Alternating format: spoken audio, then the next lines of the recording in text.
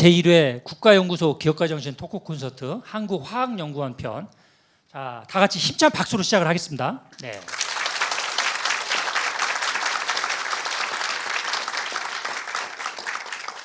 화학연 내 외부 창업자들의 창업 스토리와 재언을 들어보도록 하겠습니다. 자, 먼저 유석환 로켓 헬스케어 회장님. 네. 반갑습니다. 지금 초개인화 맞춤의료 장기재생 플랫폼을 개발하셨잖아요. 네. 자, 그게 뭔가요? 우선 명제가 두 개 있습니다. 바이오나 헬스케어의 명제가 시작한 이유가 두 개인데, 사람은 오래 살고 정부의 돈은 없으니까 효율이 높고 코스트가 낮은 디스럭티브한 이노베이션을 하지 않으면 국가나 세계가 망할 것이다. 그게 첫 번째. 두 번째, 대량 생산에 해서 약 하나를 가지고 수억 명을 고치는 시대는 끝났다. 이번에 코로나에서도 많은 사람들이 이상하게 됐듯이 결국은 맞춤으로 넘어갈 것이다. 그래서 제 생각에는 장기 재생을 저희의 고유 기술로 하지만은 진단 장비는 디스럭티브하고 이노베이트한 그러한 것들을 저희가 하버드나 이런 쪽하고 해서 같이 뭐 예를 들면 울트라 사운드가 5천만 원짜리를 500만 원. 그다음에 VR로 머리에 치매나 뇌인지 장애를 진단한다든지 뭐 이런 것들 최신의 전자장비로 인한 디스럭티브한 다이그노시스 비용을 낮추겠다. 그다음에 그렇게 해서 진단해서 뭐가 나왔으면 어떡할 거냐.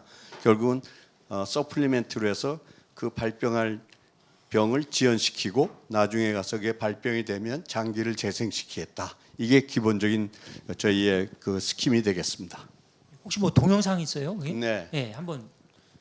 저희는 예를 들면 스킨을 재생하는 동영상이 되겠습니다. 그래서 저게 당뇨 발이고요. 발이 저만큼 썩었습니다. 저건 현재 못 고치는데 저 부분을 이제 우선 의사 선생님들이 간단하게 처치를 하고 그다음에 이제 그걸 가지고 AI로 사진을 찍으면 사진 한 장만으로 한 10초 만에 사진의 모델이 만들어집니다. 그럼 그걸 컨펌해서 의사가 컨펌해서 바이오 프린터로 보내면 그 상처의 모양대로 모델이 나오게 됩니다. 그때 쓰는 바이오 잉크는 이 무릎이나 몸에서 자기의 자가세포를 꺼내서 그걸 가지고 걸러서 저기서 쓸만한 성분만 걸러고 그다음에 쓸데없는 건 버리고 그렇게 해서 바이오 프린터로 상처의 모양대로 나온 것을 갖다 붙이면 한 95% 이상 재생이 되고 그래서 스킨 재생을 하고 있고 연골 재생을 하고 있고 그다음에 그 두 가지는 한 3조 원 정도의 계약을 해서 지금 상업화를 하고 있고요. 그다음에 이제 지금 동물 시험이 막 끝난 거는 이제 신장 재생 뭐 이런 것들을 하고 있습니다. 지금 보면은 그 국내 산학연 융합연구뿐만 아니라 뭐 하버드대나 이런데 국제 공동 연구도 많이 하고 네. 다른데 핵심 그런 융합 기술을 확보를 하고 계시잖아요. 그거 좀 네. 간단히 설명 좀 해주시죠. 저 바이오 산업은 되게 쉽습니다. 왜 쉬우냐면 이미 FDA 들어가 보면 경쟁자들이 앞으로 3년 뒤에, 2년 뒤에, 1년 뒤에 무엇이 나올지 다 알고 있습니다. 그래서 제가 셀트리온 때 이렇게 전 세계에 두 가지를 했습니다. 하나는 뻥쳐서 아직 승인받지 못한 약에 대해서 7,500억을 받은 거 하나. 두 번째는 전 세계 임상을 했습니다.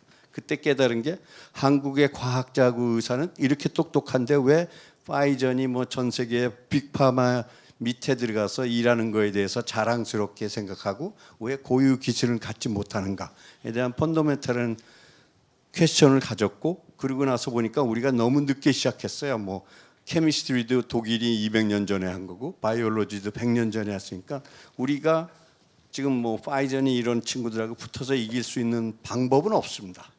뭐 삼성 바이올로직스나 뭐 이런 거 해봐야 뭐 파이저의 100분의 1도 안 되는 거니까 게임이 안 되는 거고 그래서 저는 처음부터 얘네들하고 피할 수 있는 부분 그래서 AI, 바이오 프린터 이런 부분들은 안 하고 있으니까 퍼스트 무버로서 그쪽으로 가겠다 이렇게 이제 생각을 한 거고 그러다 보니까 당연히 아무도 없으니까 특허 내기가 되게 쉽습니다. 아무도 안 해놨으니까 그냥 막 내면 돼요. 그래서 하다 보니까 지금 160개 정도가 뭐 바이오 프린터, 그다음에 어떤 그런 바이올로지, 바이오 잉크, AI 뭐 이런 것들이 이제 특허를 먼저 가서 선점을 한 그런 결과가 되겠습니다.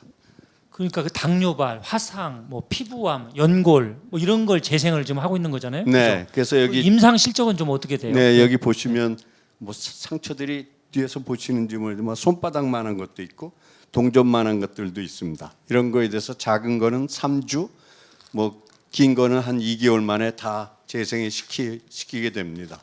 그래서 바이올로지를 보면 사실은 그 역사를 좀 알아야 되는데 1세대가 이제 스몰 몰레큘러에서 케미칼로 약을 고치겠다는 거, 2세대가 셀이 인체다라는 개념이고 3세대가 이제 바이오 케미스트리입니다. 인체는 케미스트리지 뭐 셀도 아니고 아니다. 그다음에 네 번째 나온 게 여러분 아시는 뭐 유전자가 어쩌고 저쩌고 하는 거고, 다섯 번째 나오는 것들이 이제 바이오는 시스템이다. 뭐 이런 식으로 연도별로 바꾸고 있는데 저희의 보는 관점은 시스템입니다. 그래서 AI도 들어가고 해서 몸은 시스템이니까 셀 한두 개를 넣어서 고치기보다는 이 살 수 있는 인바이러먼트를 만들어 주자. 그래서 그 인바이러먼트를 바이오 프린터로 갖고 만들어 놨더니 뭐 스킨은 다 재생이 되고, 그다음에 연골도 이런 식으로 해서 저희가 재생을 시켰습니다. 뭐 현재 그렇습니다. 자, 6분 발표 다 됐습니다. 네. 자, 박수 한번 보내주시죠. 질문 자, 받아야 상당히 돼요. 그 역발상 그런 접근으로 보이는데 그래서 로킷이라는 이름은 리퍼블릭 오브 코리아의 인스파이어드 테크놀로지입니다. 그래서 한국에서 뭔가 영감받은 기술 가지고 바이오 쪽에 한번 가보자. 그래서 뭐 그런 식으로 로켓은 아니고 사실은 인스파이어드 테크놀로지의 그런 의미로 썼습니다. 네. 고맙습니다. 자, 초개인화 맞춤 의료 장기 재생 플랫폼을 좀 개발해가지고 이걸 좀 상용화해서 일부 임상도 들어가고 이제 그런 단계인데 어떠세요, 원장님? 발표 들어보시니까 화학연하고도 뭐 같이 할 부분이 있어 보여요? 3D 아까 그 몸속에 있는 생체라고 하나요? 네, 자기- 그 것을 이렇게 필터해서 하셨다고 했잖아요. 네. 그런 거를 이렇게 바이오 폴리머나 뭐 이런 걸로 해서 하진 않나요? 네, 그렇게 대부분 하는데요. 네. 임상 그렇게 하는 순간에 전 세계 임상을 하는 동안에 1조 원이 필요합니다. 그래서 저는 바이오 벤처를 그러니까 뭘 하나 집어넣는 순간에 무조건 한 개만 아티피셜한 게 몸에 들어가는 순간 FDA에서 해야 되고, 한국에서 승인받는 건 별 의미가 없습니다. 왜냐하면 한국 시장이 2.5%밖에 안 되니까 전 세계를 하려면 글로벌 임상을 해야 되는데 조금 하려면 그게 5천억에서 1조 원인데 그거 대줄 사람은 없으니까 저희는 어떻게든지 빼는 쪽으로 빼면서 어떻게 형상을 만들 거냐. 그러니까 뭐 인체에 있는 게 바이오 잉크가 액체면 그걸 아무것도 없이 고체화해야 되니까 이제 프로즌 스캐폴더를 해서 다 얼려버렸습니다. 형상을 뭐 이런 식으로 이제 남들은 뭘 집어넣어서 효율을 올리려고 그랬는데 저희는 다 빼가지고 그 재생을 시키려고 그러고, 단 거기서 나이별로 뭐 20대는 100분의 70%가 재생 물질이지만 뭐 저 같은 사람들은 뭐 100분의 20밖에 안 되니까 결국은 이 분모의 20을 더 늘릴 수 있는 방법은 없습니다. 그러니까 100을 30으로 해서 30분의 20을 하면 이 컨텐트 자체가 재생 물질의 컨텐트 자체가 늘어나는 쪽으로 해서 하더니 재생이 되더라. 뭐 이런 쪽으로 생각을 했습니다. 다음은 우리 다공성 신소재에서 정말 임팩트 있는 기술을 가지고 글로벌 시장을 개척하고 있는 백재현 에이올 코리아 대표님.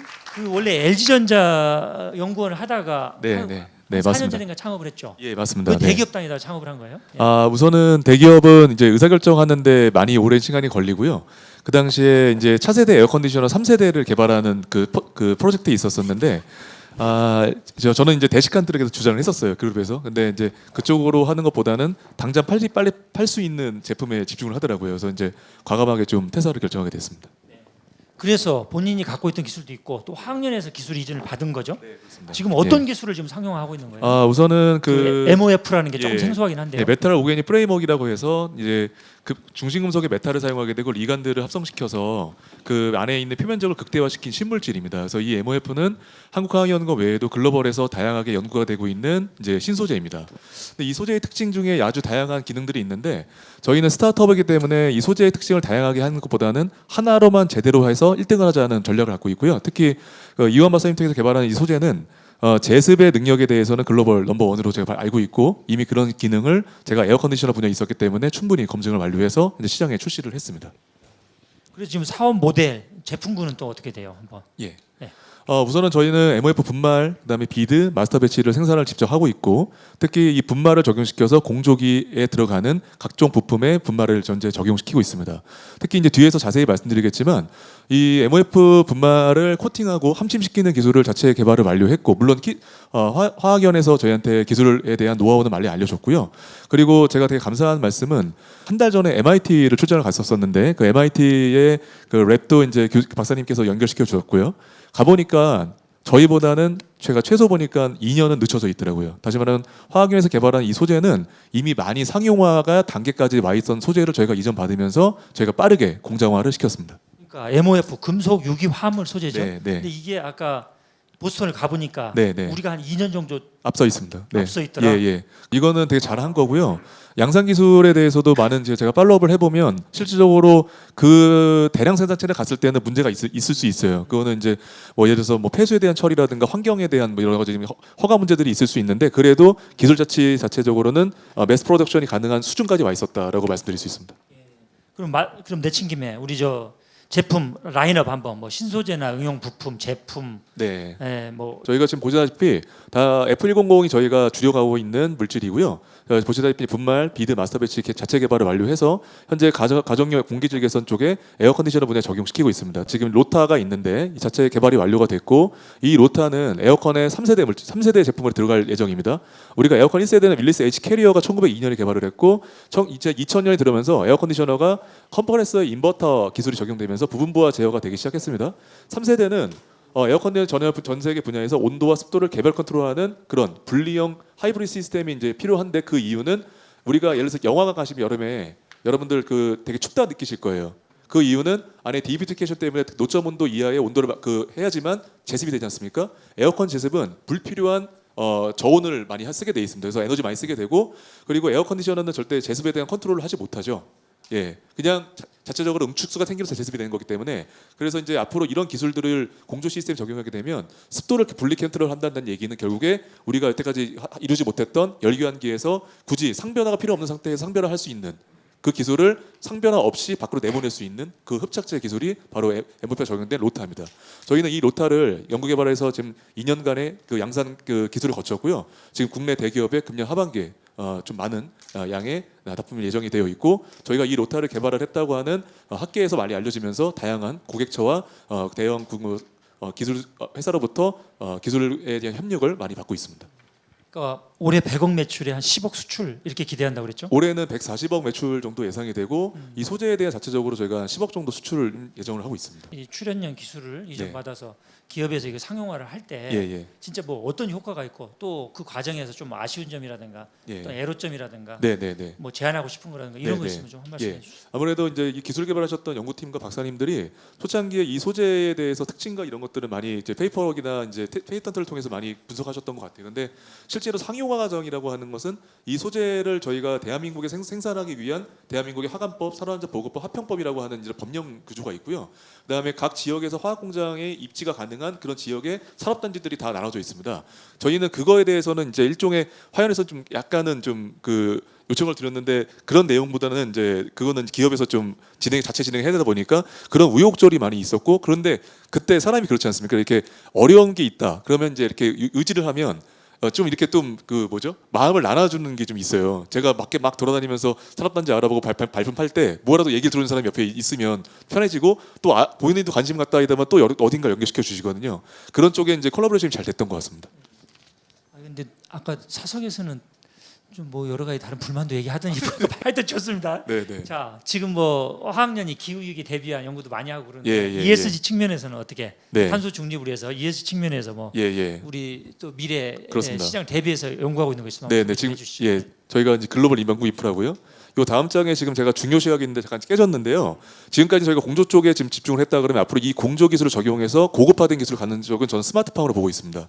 이 스마트팜에 MOF 로터가 적용되게 되면 그 안에 습도 컨트롤이 가능하기 때문에 식물의 최적 생육 환경을 만들어낼 수 있고요. 다시 말해 제습을 하면 식물의 기공이 많이 열어서 광합성을 최소화시킬 수 있습니다. 그래서 현재 저희가 이거 자체적으로 공장에 스마트팜을 짓고 있고 스마트팜에 검증을 해서 내년 같은 경우에는 국내 스마트팜 시장에 MOF 로터가 적용된 공조 시스템을 제공하는 그런 비즈니스 모델을 계획을 하고 있습니다.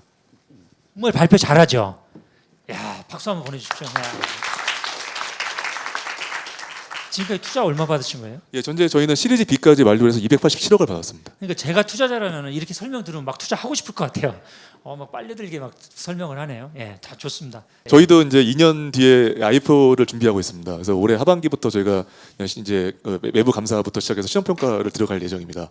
왜냐하면 올해부터 저희가 이제 약간 좀 이제 BEP 달성하는 시대가 왔기 때문에 준비를 하고 있는데 코스닥 시장에서 현재 소부장 특례가 좀 특례 상장 조건이 있고 아직까지 그래도 소재에 대해 사업에 대해서 레퍼런스 잡을 수 있는 기업들이 코스닥에는 많이 지금 보이지 않아서 그래서 소재 기업으로서 저희가 좋은 밸류를 받기 위해서 전략적으로 어느 부분을 좀 준비하면 되는지 좀 조언을 해주시면 감사하겠습니다. 지금 발표하신 내용만 가지고도 충분히 좋은 그 밸류를 받을 수 있겠다는 그런 그 확신이 들고요. 사업 비즈니스 모델 자체로는 충분히 성장 가능성이 있기 때문에 뭐 상장하시는 데 큰 문제는 없을 것 같습니다. 이제 대신 아까 말씀드린 것처럼 상장하기 위해서 여러 가지 갖춰야 될 시스템, 프로세스, 또 어떤 경영 그런 관점, 또 내부 통제, 뭐 이런 쪽을 좀 준비하시면 좋은 기업으로 성장할 수 있을 것 같습니다. 지금 박수 한번 보내주십시오. 예.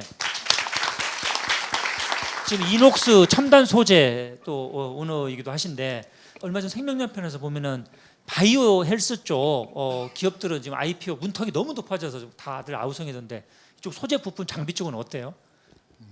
지금 코스닥 시장에 상장할 수 있는 그런 방법 중에 기술 특례 상장이라는 제도가 있습니다. 바이오 기업들은 실제로 이제 매출이라든가 성과를 내기가 쉽지 않기 때문에 기술성을 인정받으면 이제 그런 과정을 통해서 상장을 많이 해왔는데요. 그 기간이 한 5년, 10년 경과 이렇게 되면서 그렇게 상장된 기업들이 실제적인 성과를 많이 못 내다 보니까 예, 그 알겠습니다. 문턱이 좀 높아지는 것 같습니다. 맞습니다. 2019년 7월에 일본의 소부장 침탈이 있었잖아요.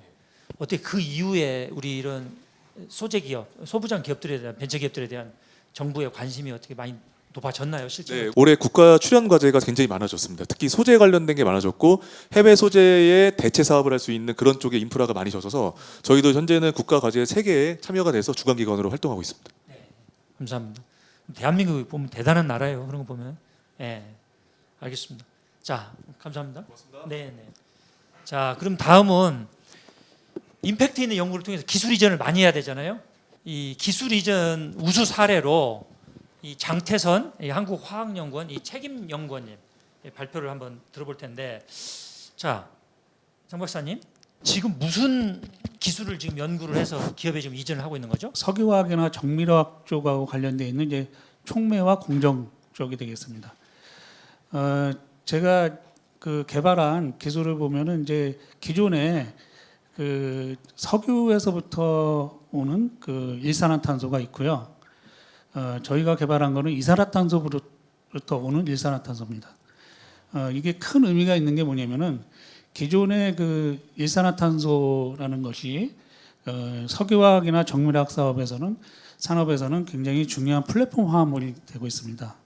그렇기 때문에 이산화탄소로부터 일산화탄소를 만약에 그 온실가스 감축이나 뭐 그런 것들을 고려해가지고 우리가 제대로 개발을 한다면 굉장히 중요한. 그러니까 그 공장에 이산화탄소를 건식 개질 공정을 거쳐서 일산화탄소 바꿀 때 어떤 원료로 활용하고 어떤 기대 효과가 있어요? 저희는 그러니까 이산화탄소를 건식계질을 통해서 이제 만들게 되는데 이산화탄소가 메탄을 이제 반응을 시킵니다. 그래서 이때 필요한 촉매를 이제 개발을 했고요. 여기에 따르는 공정까지 개발을 해서 이 일산화탄소를 가지고 이제 뭐 기존의 화학 제품을 다양하게 만들 수 있고 특히 그러니까 우리가 알고 있는 폴리카보네이트나 폴리우레탄 그 정도의 원료까지도 저희가 이제 대체할 수 있는 그런 효과가 있다고 할 수 있습니다.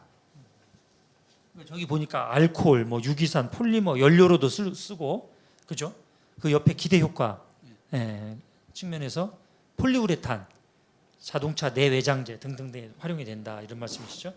지금 어떤 기업하고 같이 중소기업인 부흥산업사하고 이제 하고 있는데요.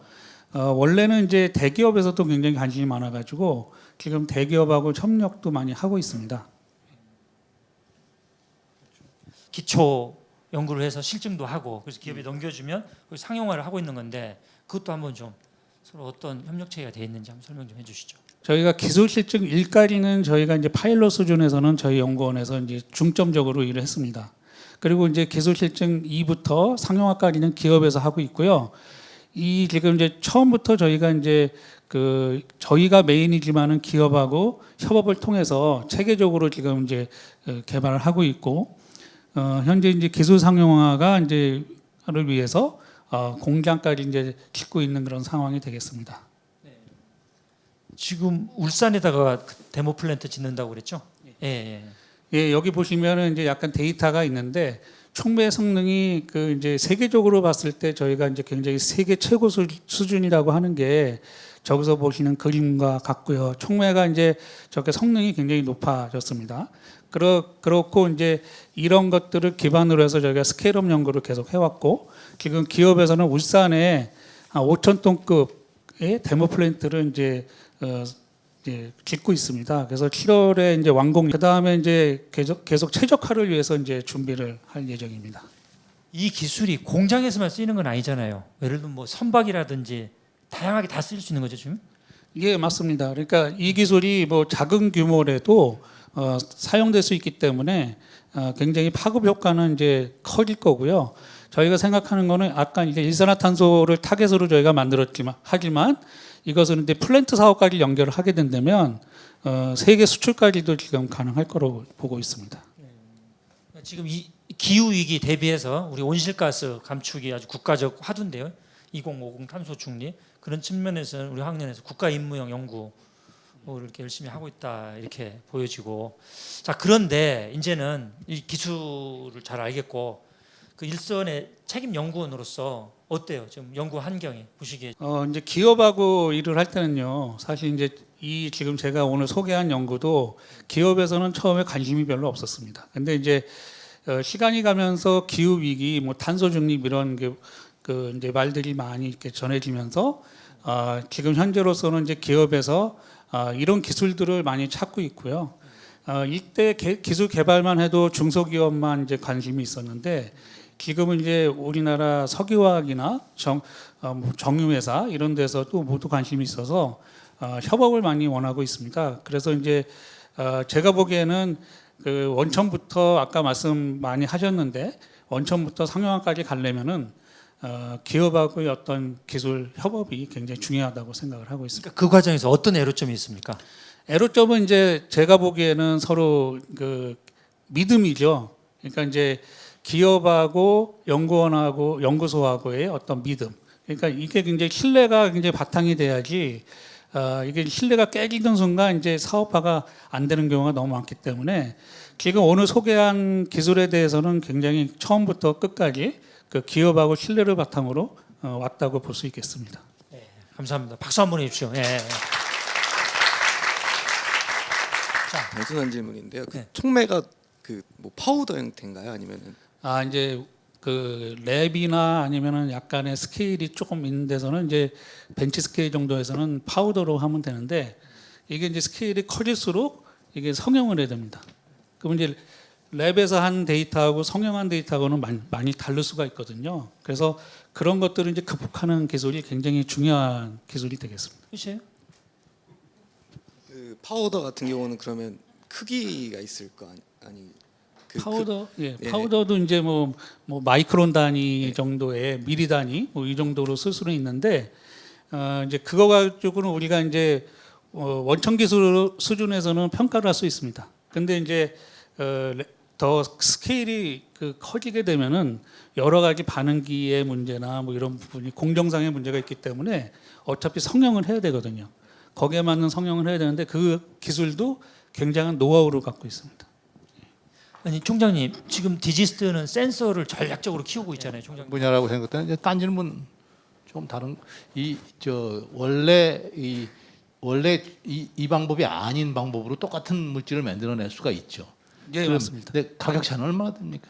가격을 지금 논하자면은 약간 지금 저희가 CO2로 만드는 게 CO2가 워낙 안정한 물질이라서 에너지가 들어가기 때문에 훨씬 더 비싸죠. 예, 그래서 경제성으로 따지면은 한 한 1.2배, 1.5배 그 사이에 지금 있는 걸로 평가는 되고 있습니다. 그런데 이제 이게 이 탄소를 나중에 이제 탄소 배출을 돈 주고 사고 팔아야 되니까 그때 예상되는 가격들은 얼마나 돼요? 그때는 지금 이제 수준에서 기존의 수준하고 이제 맞춰야지 된다고 저희는 보고 있고요. 그래야지 시장에 진입할 수가 있으니까. 그래서 정부에서 지금 이제 계속 시도하는 거는 그 제도나 정책을 좀 바꿔서 그런 부분들을 어느 정도까지 이제 보조를 해줄까 이런 부분에 대해서 많이 고민을 하고 있습니다. 앞으로 점점 이 카본 다이옥사이드 배출량에 따른 배상해야 된 금액이 점점 높아지겠죠. 예, 맞습니다. 저희 기술 같은 경우는 참고로 말씀드리면 지금 평가적으로는 이제 1톤을 만들 때 일산화탄소 1톤을 만들 때 1톤 정도가 감축이 되는 걸로 지금 평가는 되고 있습니다. 예. 사실 이런 연구가 말로만 뭐 ESGS 저지만 사실 이제 한 10년, 15년 후에는 굉장히 큰 산업이 될 것 같은 생각이 저는 들거든요. 박수 보내주시죠. 네. 다음은 김준희 엘타이에스 대표님 지금 입자 분석 장비를 네네. 지금 R&D를 하고 계시거든요. 근데 서울대 물리학과 나와서 물리학과생이 이런 장비 개발사를 한다. 또 흥미롭지 않습니까? 예. 한번 들어보시죠. 근데 지금 입자 분석 장비 그 뭐예요, 그러니까? 그러니까 우리 여기 화학연구원에서는 입자 파티클이라는 걸 굉장히 잘 알고 계실 텐데요. 우선 실생활에서 알 수 있는 것 중에서는 미세 플라스틱도 있고요. 그 다음에 세포도 입자고, 그리고 단백질도 입자고, 그 다음에 최근에 이제 코비드 백신에 사용됐던 지질나노 입자, 뭐 이런 애들도 이제 그 약물 전달 시스템으로 쓰이는 것들도 이제 입자인데요. 예, 그런 우리 일상생활에서 있는 먼지들이 다 입자라고 보시면 됩니다. 네. 그런 아주 미세한 그런 뭐 바이러스 어떤 세포가 됐든 미세 플라스틱이 됐든 그걸 측정하는 장비를 지금 개발을 한 거죠? 네네. 그렇죠? 네. 예. 그러면 그 특장점이 뭐예요? 그 회사에서 개발한 장비에? 저희 쪽에 이제 나노 파티클 같은 경우는요, 바이러스 파티클 같은 경우는 현재 측정할 수 있는 마땅한 테크닉이 없거든요. 뭐 원자현미경이나 전자현미경 뭐 이런 걸로 우리가 측정을 할 수 있다고 하는데, 우리가 이제 관리해야 되는 애들은 수백만, 수천만 개를 이제 관리를 해야 됩니다. 그렇기 때문에 그런 부분에 대해서 마땅하게 적당한 시간 내에 측정할 수 있는 기술은 없고요. 그리고 마찬가지로 세포 같은 경우도 이것도 사이즈를 정확하게 재고 또 형상을 알아내서 얘가 죽었는지 살았는지 이런 것들을 실시간으로 관측할 수 있는 방법은 없게 돼가지고요. 저희 회사 같은 경우는 마이크로 입자 같은 경우는 형상의 정보까지 같이 제공을 해주고, 나노 입자 같은 경우는 다른 장비들, NTA나 DLS라는 장비들이 있는데 그 장비들보다 더 좋은 레졸루션을 갖는 측정 장비를 개발을 하고 제공을 하고 있습니다. 네. 그러니까 초점을 맞추어서 그 선명한 이미지를 찍을 수 있다. 그게 지금 특장점 아니에요, 지금? 네, 지금 마이크로 입자에서는 그게 이제 특장점입니다. 그런데 이런 입자 분석 장비가 지금 어떻게 국산화가 많이 돼 있어요? 어때요? 지금 외산에 비해서 지금 우리가 품질이? 그러니까 연구 장비의 경우에는 이제 국산화가 크게 많이 돼 있지 않고요. 지금 다들 쓰시고 계신 장비들의 대부분이 뭐 미국에서 들어왔거나 아니면 뭐 일본 아니면 유럽에서 온 거고, 실제 통계를 보면은 국산화 비율이 한 15% 정도 돼 있습니다. 네, 그래서 한국에서는 연구 장비 부분이 아직은 많이 미개척이고 더 많이 개발이 돼야 되는 시장이라고 생각을 하고 있습니다. 이런 분석 장비를 지금 일단 기업에다 납품을 하고 있나요? 아직 그 단계까지는 안 간 네, 거죠? 지금 저희가 이제 시작 단계이고 이제 올해 말에 연말에 이제 첫 제품이 나오게 됩니다. 그러니까 이렇게 시제품이 이제 나오는 단계인데, 그럼 이런 혁신 제품은 물론 이제 앞으로 뭐 조달청에 혁신 우수 제품으로 등록도 하고 해야 되겠지만은 이런 것들 사실은 대학이나 출연연이나 이런 데서 먼저 좀 선도적으로 같이 어떤 인증도 좀 해주고 같이 좀 쓰기도 하고 어떻습니까? 예, 저 표준과학연구원에서도 실제 이제 입자 크기, 그다음에 분포에 대한 그런 이제 표준 물질을 지금 만들고 있습니다. 그래서 이제 그 표준 물질이 있어야지만이 현재 지금 우리 사장님이 만드신 그 장비 자체를 어떻게 보면은 그 이제 그 기준을 정할 수 있거든요, 정확하게. 그래서 그런 일들 저희 연구소 하고 있는데 앞으로 이제 저희 연구소 하고 있는 또 하나 일은 뭐냐면 연구 장비에 관련된 어떤 국가 전체 어떤 R&D 센터를 지금 만들고 있거든요. 그래서 저희가 지금 하려고 있는 건 지금 AFM을 만드는 회사 박스 시스템하고도 그러니까 박스 시스템에 있는 연구자들이 저희 연구소에서 공간을 내줘서 와서 우리 연구자들로 같이 연구해서 새로운 제품을 만드는 그러한 일들 지금 하려고 하고 있습니다. 그래서 앞으로 여기에서도 아마 DLS에 관련해서 저희가 실제로 만들었고 연구소에서 자체적으로 커머셜하는 게 아니고 그래서 굉장히 높은 레졸루션을 가신 입자 측정기를 저희가 갖고 있거든요. 그래서 아마 그런 부분에서 많이 코업을 할 수 있는 부분이 있을 수 있겠다는 생각을 합니다. 벤처기업하고 출연연하고 같이 협력을 하면 참 좋겠네요. 아까 말씀하신 파크 시스템스 제가 알기로는 김 대표님이 거기서 병트 가지 않았어요? 네, 거기 초기 멤버입니다. 네, 제가 알고 거기서 한 있는데. 12년 했고요. 네. 아 12년 했습니까? 네. 그럼 언제 창업했습니까? LTIS요. LTIS는 그 설립은 지금 3년 전에 됐는데요. 제가 이제 조인을 한 거는 2년 전에 조인을 했고.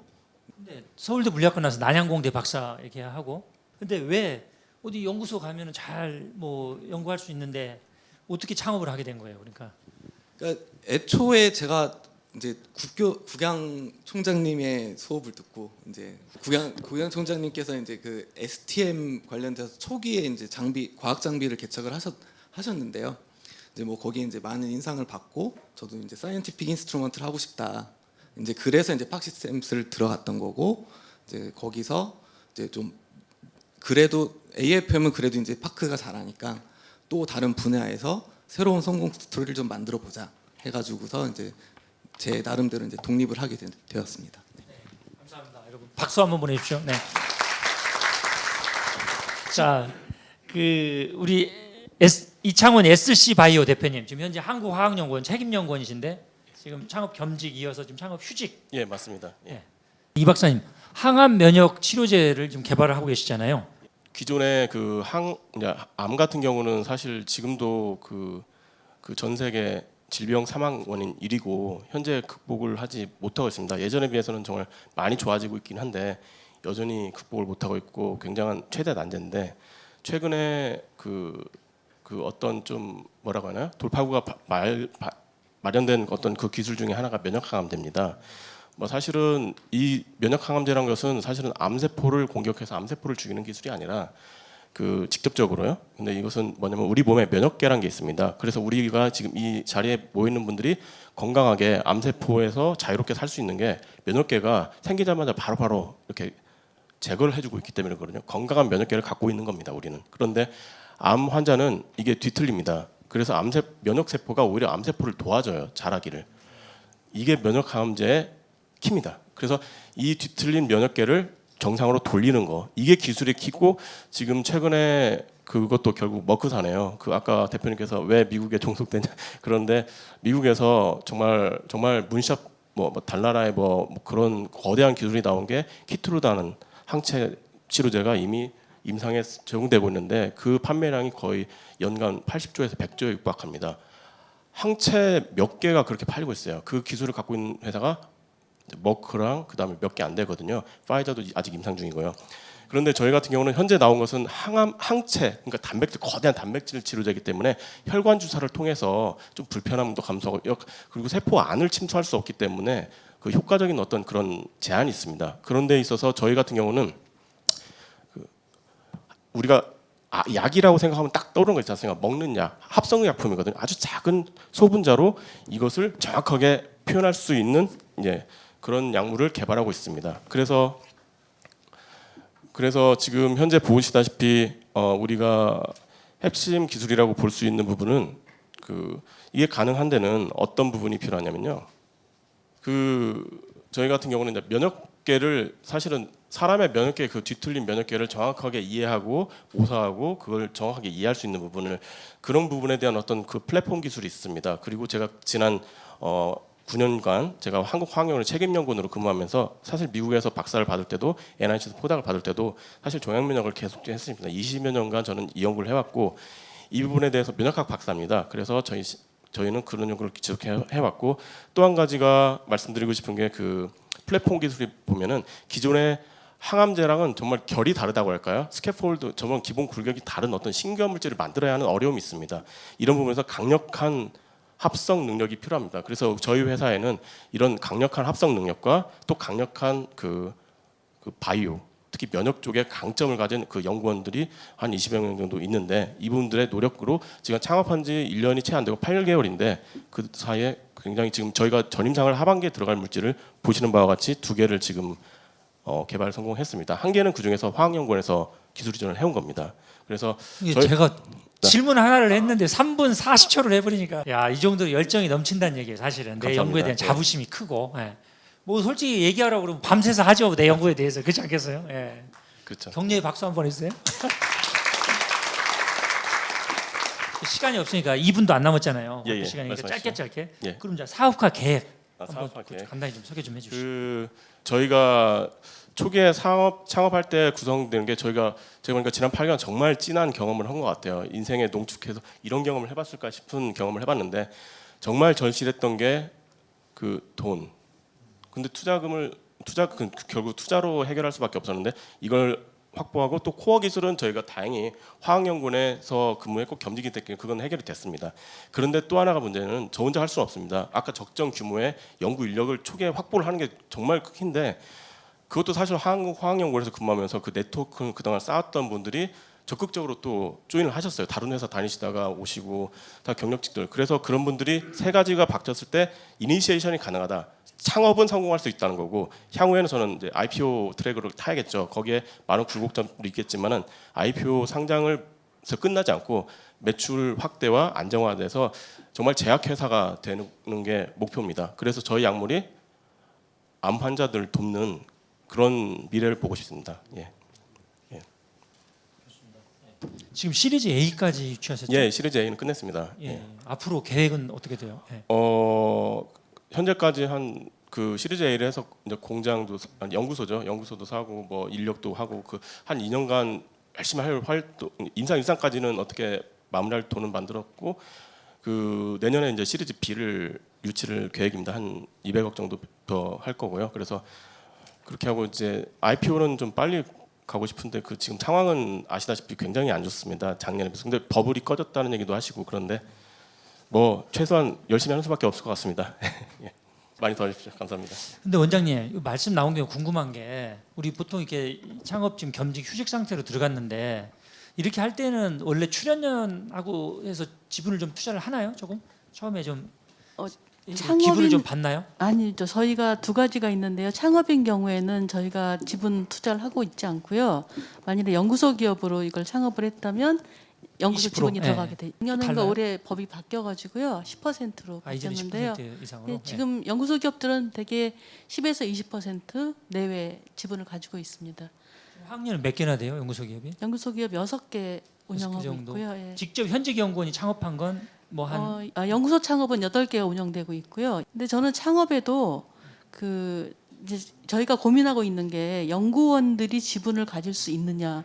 이쪽에 이제 기술 이전을 하잖아요. 그럼 연구원들이 기술을 하는데 연구원들은 주식을 받고 싶어 해요. 주주가 되고 싶어 하고. 근데 저도 그걸 많이 검토를 하고 있는데 정부에서 그걸 금하고 있진 않아요. 근데 연구원 입장에서는 저희 연구원이 이제 신뢰감이 서로 간의 신뢰감인데 창업 기업에 더 집중을 할 것이다라는 생각이 있기 때문에 주주로 참여를 못하게 하고 기술료를 받고 있거든요. 그래서 창업을 조금 더 활성화하고 창업 기업이 더 잘 성장하게 하려면 주주가 되는 것도 괜찮지 않을까라고 생각은 하고 있습니다. 외부 기업에 말씀하신 대로 연구원이 그 회사의 주식을 좀 쉐어하게 해주고 싶다는 거잖아요. 좀 근로 우호역을 네, 좀 북돋으려고. 네, 네. 그럴 때 화학연은 어떻게 되는 거예요? 화학연. 연구원이 주주가 되게 되면 화학연구원은 그 지분의 50%를 화연이 가지게 됩니다. 50%로. 네, 예. 사장님 이거 왜 현장에서 안 되는 거예요? 뭐 법으로 금하는 건 아니라고 네, 그러는데. 법으로 금하는 건 아니고요. 몇 군데 저희 연구원도 2군데 기업에 기술을 이전하고 주식을 받은 사례가 있긴 합니다. 네, 계속 검토를 좀 더 하고 있는 상황이고요. 이게 뭐 모럴 해저드하고는 관련이 없는 거예요? 어떤 거예요? 그런 거 걱정하는 거죠. 예. 하면은 내 본연의 이 맡겨진 임무에 소홀할 수 있다. 저희 연구원 같은 경우는 그러니까 연구원 기업에서 51%를 이제 기업체가 가져간 거고 49% 중에 20% 정도가 이제 저희가 그 특허로 이제 참여를 하게 되는 거고 특허로. 그럼 나머지 한 20 몇 프로 남잖아요.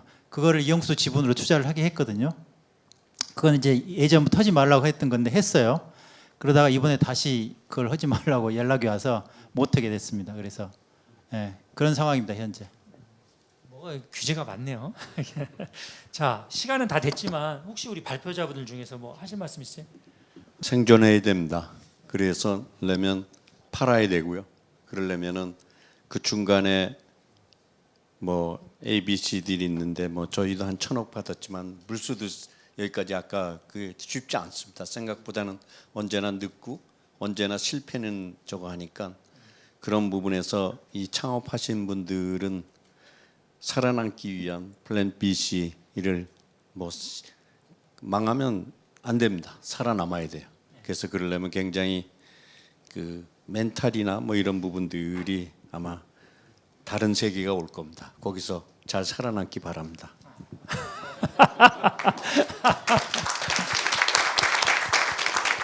저도 사실은 그 기업가 정신이라는 경우는 참을성, 인내.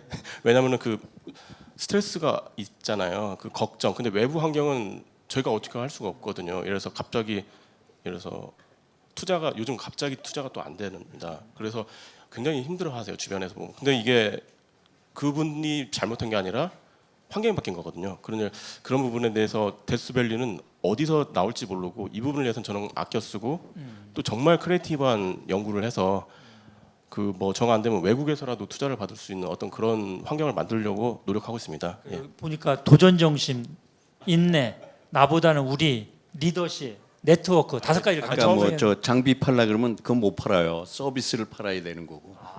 왜냐하면 선배 창업가가 정말 좋은 얘기 하시네요. 예, 몇 천만 원짜리 누가 안 쓰니까 슬라이스로 해서 뭐 100만 원짜리든 200만 원짜리 그거부터 해야 되는 거지.